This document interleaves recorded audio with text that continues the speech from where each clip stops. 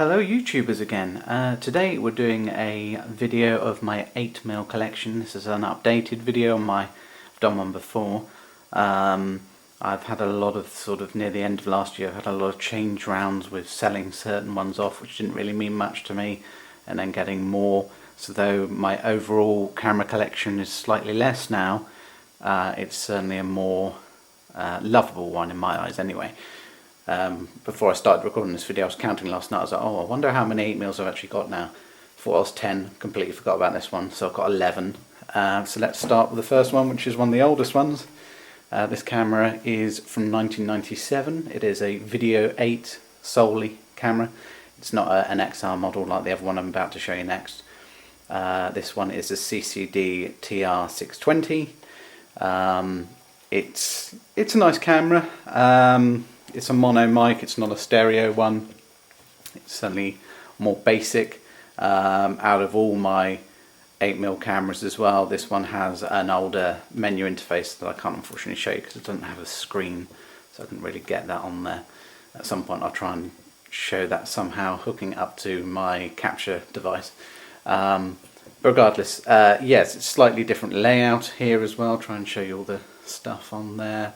Still got the dial like all the other ones for your sort of built-in program AE mode. You know, I leave most of my cameras, well actually I leave all of them on auto, unless I was going to go for a certain look or wanted to do something. All the stuff you've seen has all been captured to date so far in auto on all of them. But yes, you've got autofocus on here, you've got steady shot, which is good. It's nice to have it on this unit. I hate cameras that don't have steady shots, more so because of my own sort of, well, my body's in terms of fibromyalgia, but also I had shaky hands anyway. So just having steady shot is a big bonus for me. So this does have this. It also does have the anti-ground feature, anti-ground recording, which I've mentioned in our videos before, but just touch on it briefly. It's a way of turning on the record, changing the way the recording button works. So if normally you press it once, it starts recording, you press it again, it stops. With anti-ground, you can go in there and have it set so it will only record while you're holding the button down, and then when you let go it will automatically stop, and that is one of the features. The other one is a 5-second as well. Okay, so I've just gone over the entire thing again, but never mind. So yeah, that's what that feature's there for. Apart from that, you've got basic stuff like counter reset, putting the time on screen, date on screen. That's the lovely thing about the 8mm, and also it shows more vintage in the videos when you have those abilities to do that, because that, you know, puts the imprint on the video recording. Unlike the DV cameras, I'm recording this on the PC9, which is a lovely little lovely little mini DV camera. It records the date and time, but you can't see it unless you press the date time button on the remote or on the screen. So it's not always there. With these, it's genuinely burnt into the video, if you like. So that's the first one. Let's move on to the next one, because I've really covered everything about that. Oh, another thing with this one, there's another downfall, is this is a lead acid battery, where all my other ones are pretty much the L-type battery, which are the you know, much better batteries that don't have the memory problems that these lead acid ones do. This battery, I've only got one for it. It just doesn't. It holds about a 5-minute charge now, which is annoying, but that's just how it is. The only other problem with this, I did do a video upload from it the other day. It's the one where the sound is out of sync. It's weird. I really don't get it. It's got nothing. I mean, it's capturing mono footage is a problem for some reason on my capture device, which is my mini DV, professional DV camera, DV tape importer. But I've got another mono camera, and that captured fine from it, which we'll show later in this video as well. But this one, yeah, the sound cuts in and out. Or another way I tried doing it, playing this tape in a digital 8 unit that's capable of playing the old tapes. So I thought digitally that would be a way around it, and the recording ended up being out of sync, which is the upload ended up just doing for the sake of showing you at least the quality of the video. Right, let's move on to the next one. This video is going to be bloody long, as it is. Right, the next one, which is definitely one of my favourites. I've shown this a good few times. This is the TR730. This is a 1998 model. It has a stereo microphone, which is already much better. You have a microphone input on this one. The last one did as well have a mic, to be fair, but obviously it would just be a mono. It's there. can see that clearly. So yeah, this has got a microphone input, but also more importantly it has a headphone monitoring on there as well. You're going up to the XR here as well, so you've got the better quality, the extra resolution, you've got the steady shot, program A features again, anti-ground, tape, time counter all on screen, picture effects, manual focus. The last one had manual focus as well. Yeah, very similar to be fair. It's just this has the extra resolution, stereo versus mono, and really nice and quite unique. It's quite rare to find 8mm, or at least when I've been looking for them, with colour viewfinder. This has a one of those rather than a black and white CRT, so that's really nice. But yeah, this is certainly one of my favourites by far. Capturing footage from it is a doddle, it works fine. No, I've had no issues, and touch wood, it never does. Stereo, standard connections, like the other one, of course, prior camera, but it's got stereo, so you've got your two there for sound. But yeah, really happy with that camera. So let's move on to the next one. Make room. What have I done with it? Oh, it's in there.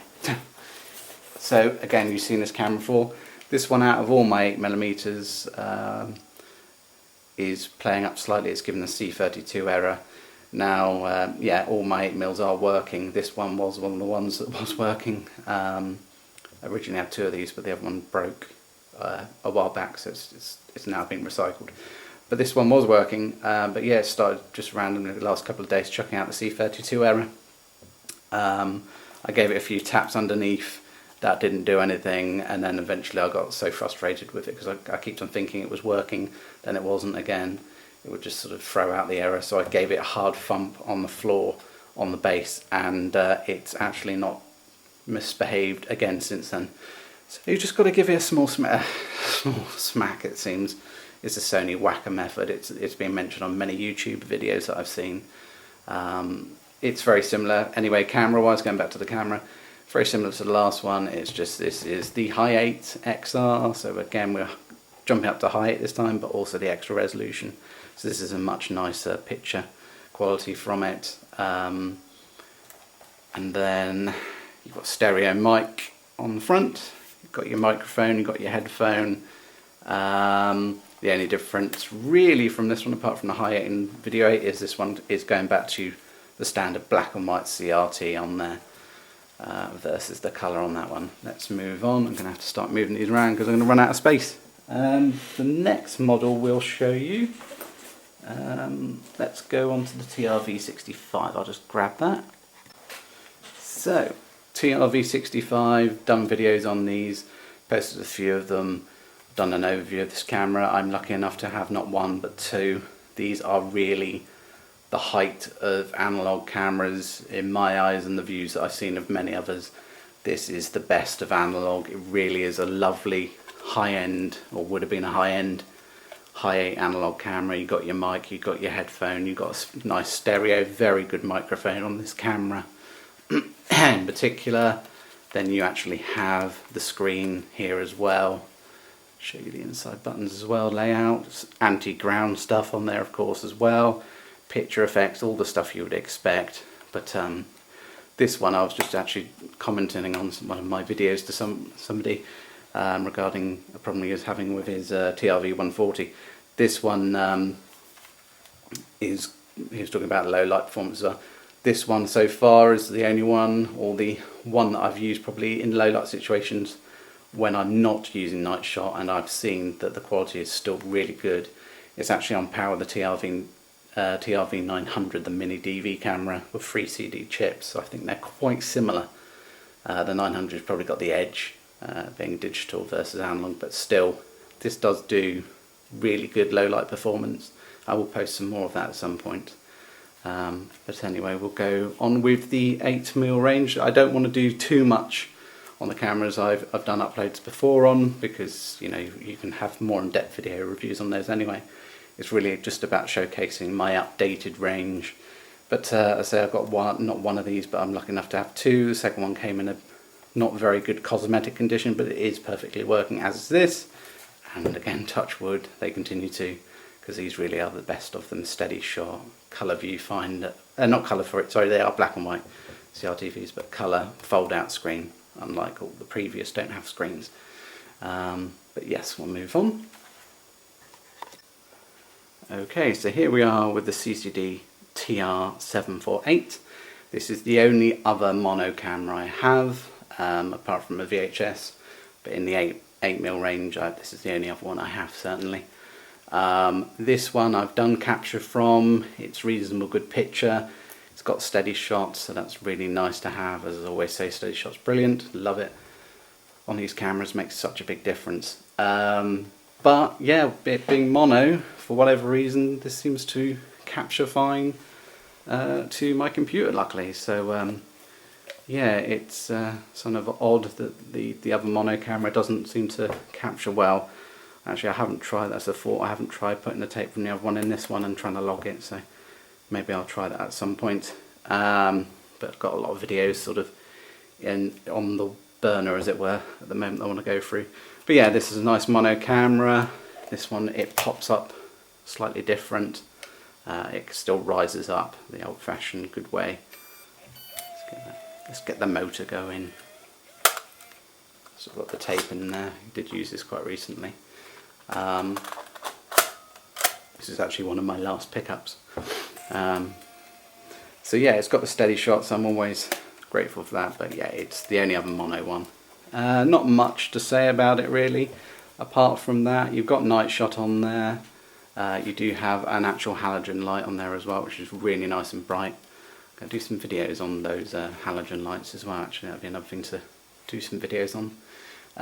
Again, you've got your title, you've got your time and date stamps.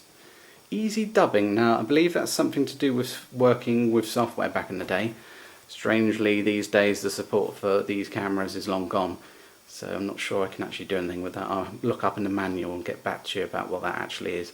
It's the only feature I've seen on the camera that I'm not in the loop with, but I believe, if memory serves from the olden days, it's to do with obviously dubbing, but I think it may have something it can do with the computer, but maybe I'm wrong. Anyway, let's move on. Now going to be looking at Digital 8. Now, we'll start with the newest, probably the newest one, but also the least favourite of mine, because Sony being Sony, and I've mentioned this in a few videos before, is they had this trend of when they went up in the range, getting less and less features, and this one really shows that. This is, I think, is a 2002 model, and yes, it's Digital 8. It has a nice screen, the resolution's fairly good on that, black and white CRT though. Stereo mic, so yeah, that's always good, but it doesn't bloody have steady shot, so, which is bizarre because this is the TRV 145 and I have the 140. We've seen it, haven't we? Have we looked at that yet? Yeah, dear, no we haven't. The 140 does have steady shot, so yeah, this is nice, and this is the camera that I unboxed. It was a brand new sealed unit from back in the day. They retail for about $3.50 when in. I picked it up £40 sealed in a box, and I thought, sod it, I'm going to get it, because how often can you pick up a retro camera brand new?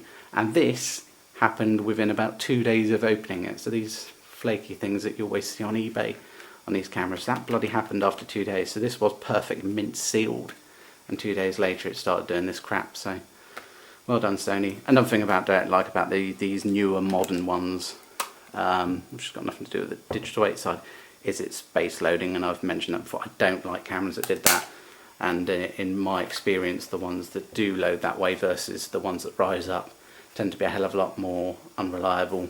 The C32 errors and something just seems to be the way. But yeah, it's got night shot, and don't get me wrong, the picture quality is Digital 8, it's still good, but I just don't like the steady shot, and I don't like the base loading, and I just don't like it.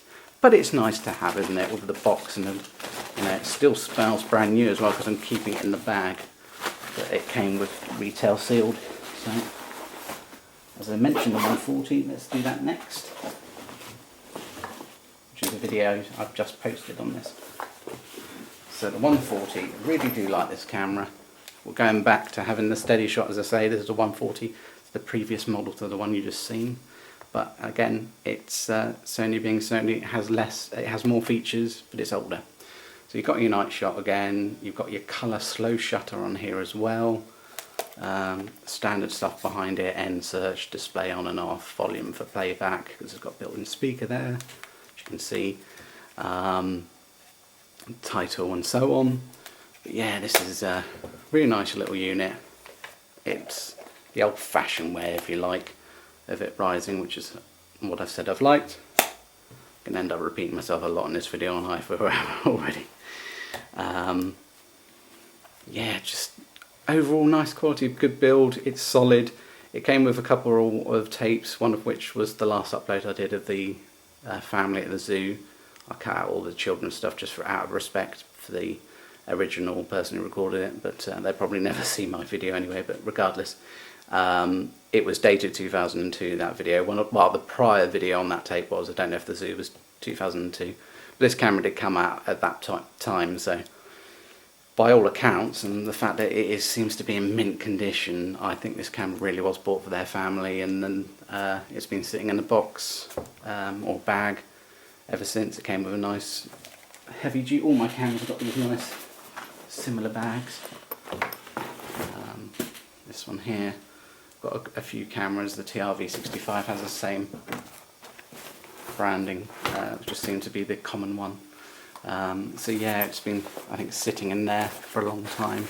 I keep this out because, as I said, I was talking to somebody who commented on that video, actually the last one I did, and he's having problems with his 140 and mentioned about low light being crap. So I'm going to actually do some low light performance video with that for that person, so he can see what results I get with it. Hopefully he can get his working.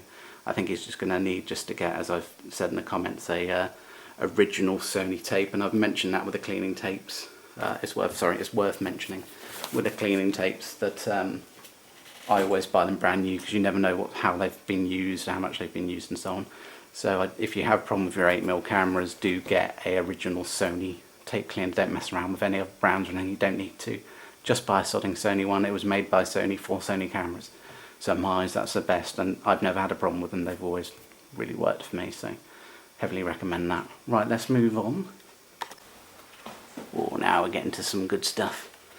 Now this camera has a special place in my heart anyway, because I believe this is the very model that myself and my brother picked up back in when they were new in 1999, which is when they came out from Sony. This is the TRV-110. It's a certainly more sought after digital 8 camera for a very good reason, and I've said it before about this camera, it can play the old analog formats as well. So though it records in the nice newer digital 8 format, it can play your old video 8 and high 8 tapes. It's a stereo unit, as you would expect from a higher unit quality. It was the first, I believe, digital 8 that came out from Sony, if not very much one of the first. I do believe it's the first though. You've got your headphone jack, you've got your microphone jack, but you've still got, as I say, a great stereo mic anyway. It rises up from the side.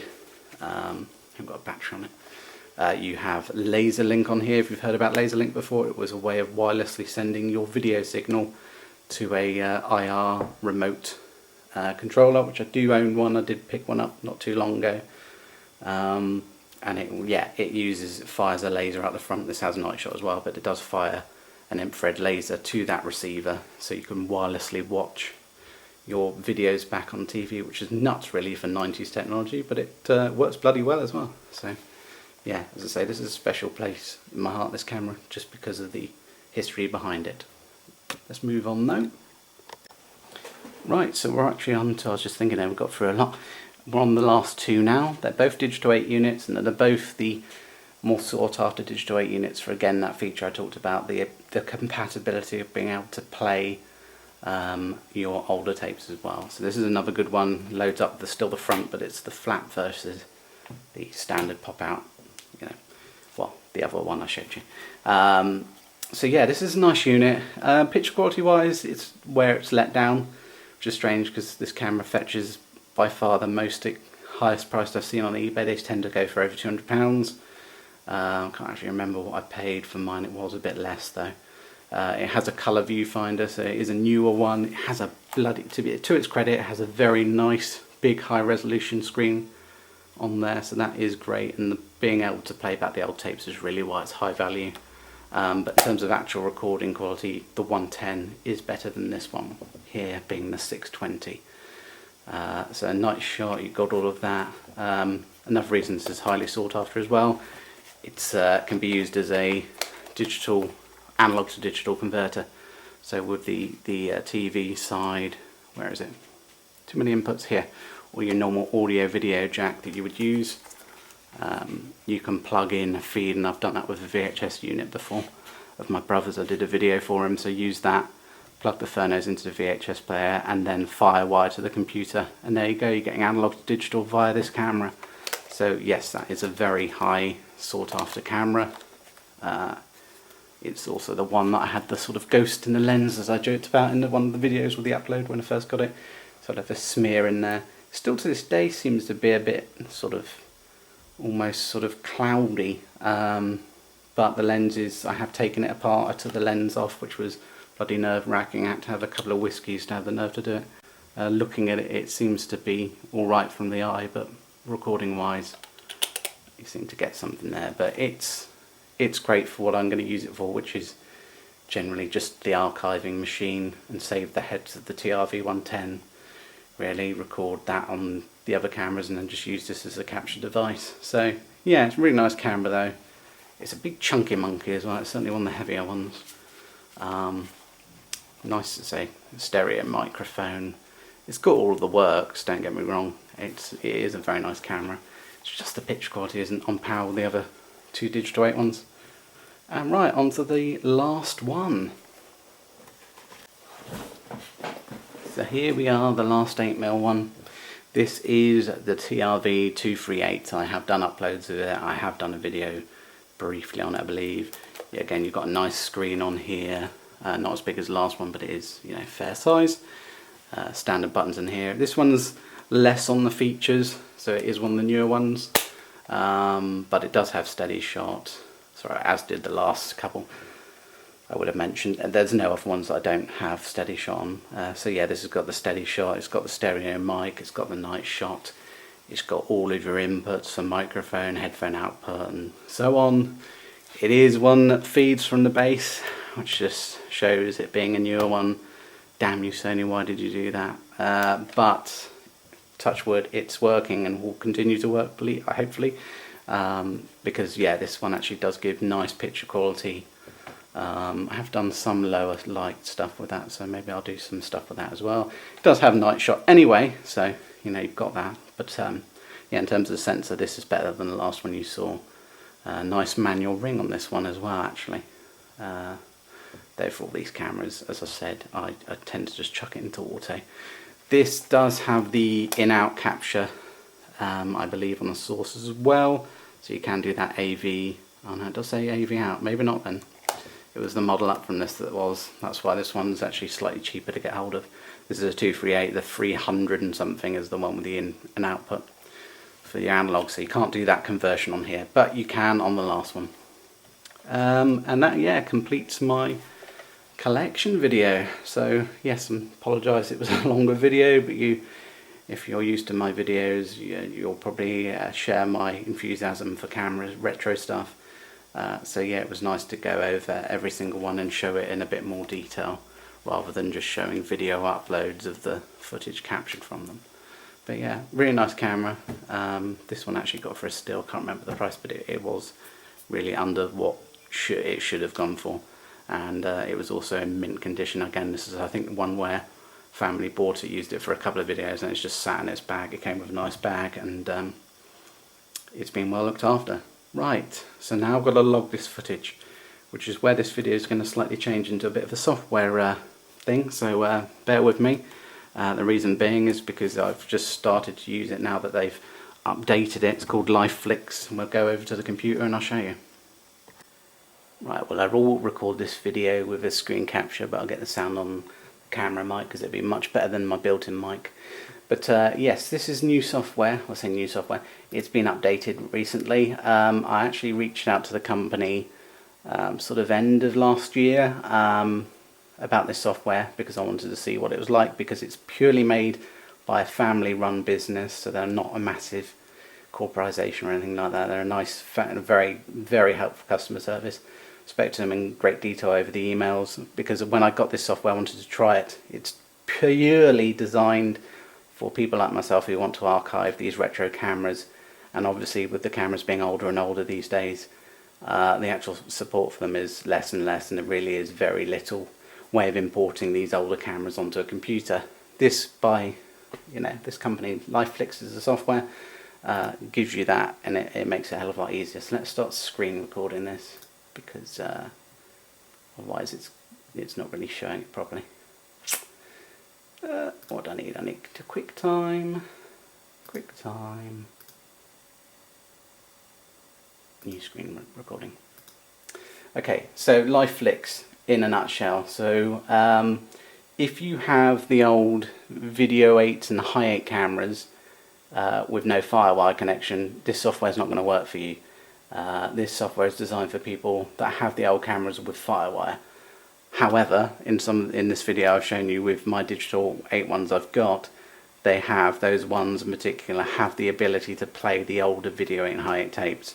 So if you're looking to archive your Video 8 tapes, you've got a box of them like me, Video 8 and High 8 tapes, but you don't have a camera, buy and look, make sure you go for an earlier digital 8 one that had that backward compatibility. You'll also be paying more because of that, but also that generally means you're going to get a camera that's been better looked after because it is older and has those features.